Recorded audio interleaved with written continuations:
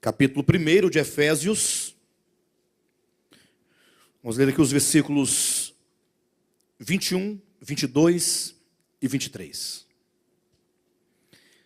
Acima de todo principado e potestade, poder e domínio, e de todo nome que se possa referir, não só no presente século, mas também no vindouro, e pôs todas as coisas debaixo dos pés, e para ser o cabeça sobre todas as coisas, o deu à igreja, a qual é o seu corpo, a plenitude daquele que a tudo enche em todas as coisas. Amém? Graças a Deus. Amados, com a Bíblia aberta na Epístola de Paulo aos Efésios, este capítulo 1 foi ministrado lá em São Paulo, e eu ministrei tanto o capítulo 1 quanto o capítulo 3, e eu voltei de lá um tanto assim encorajado a compartilhar com os irmãos esta epístola de Paulo aos Efésios.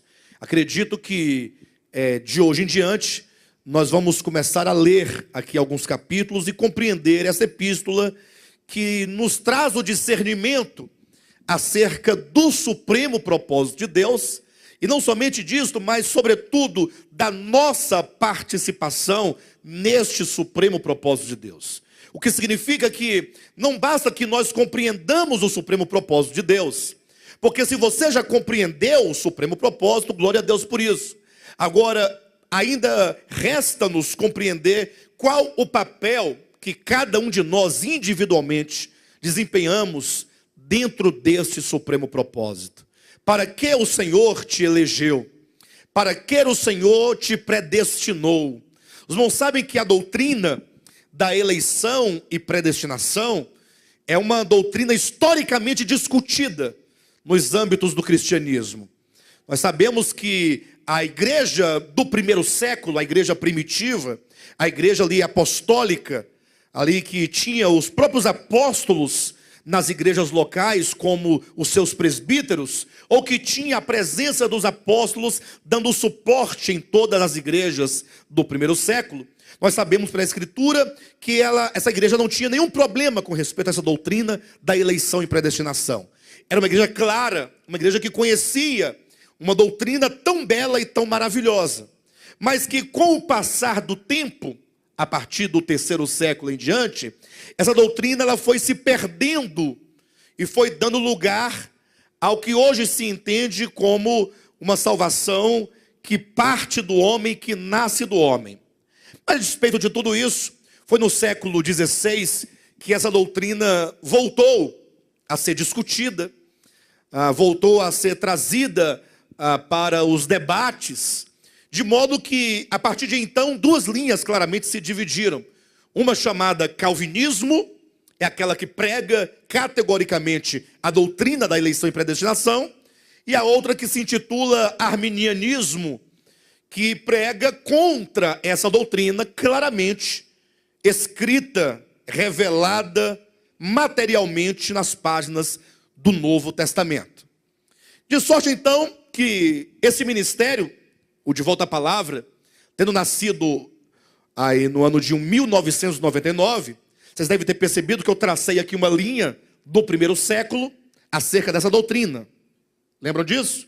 Passei pelo século XVI, pelas grandes discussões da Reforma Protestante, que envolvia esse tema, inclusive, e então cheguei até os dias atuais, em que nós vemos no cristianismo duas linhas, uma arminiana, outra calvinista, e citei agora o nosso ministério.